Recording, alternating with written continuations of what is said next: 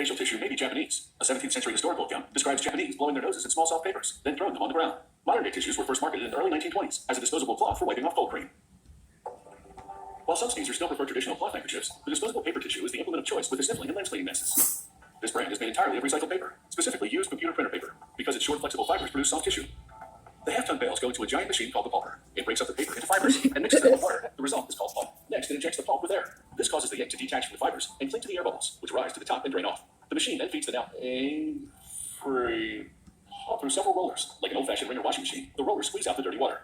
A screw conveyor then breaks up the pulp and moves it to the next station, which rinses it with clean water. Now the pulp is ready to become tissue. That transformation begins in the paper machine. It ejects the pulp evenly across a screen conveyor belt. Then the pulp passes through rollers that press out the water. The extracted water drains down through the screen. The pulp then passes through a hot air dryer and exits the machine as a thin 10-foot wide sheet of paper. Each jumbo roll coming off the machine contains about 37 miles of paper. The converting machine is the giant contraption that now transforms this paper into tissues. The first station unwinds 2 rolls of paper, applying modest tension to remove waves and wrinkles. The next station bakes the 2 papers, producing a 2-ply sheet. The following station holds the sheet steady with suction, as a knife slices across it every 8.5 inches. You can see the cuts in slow motion. At the next station, these 2-ply sheets meet up with 2-ply sheets coming from the opposite direction. Here's what that looks like in slow motion. And at full speed. The sheets enter a mechanism that folds them in half, in interlocking fashion. In slow motion, you can see how they interlock. Each sheet folded in half, one side inserted into the fold of the next sheet. This happens at a speed of 16 folds per second. This produces a huge stack of folded tissue 5 feet wide. The next station separates the big stack into small ones, in preparation for the final cutting.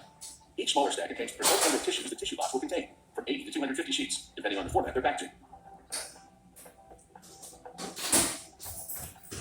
The smaller stacks now travel to the next station, where an automated circular saw cuts every 8 inches, producing the final tissue size. The interlocking folds ensure that when you pull out one tissue, it draws the next out of the box ready to use. To produce 3-ply tissues, the converting machine processes 6 rolls into 2 sheets of 3 plies each, then folds them in the same interlocking fashion. The finished tissues travel by conveyor belt to the automated packaging line. A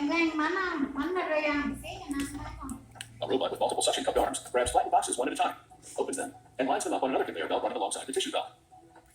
An automated arm compresses the tissues and slides them into the box. The next station glues the flaps closed. The top of the box has a removable tab with clear plastic film underneath. A tight slide in the film makes grabbing a single tissue a non-issue.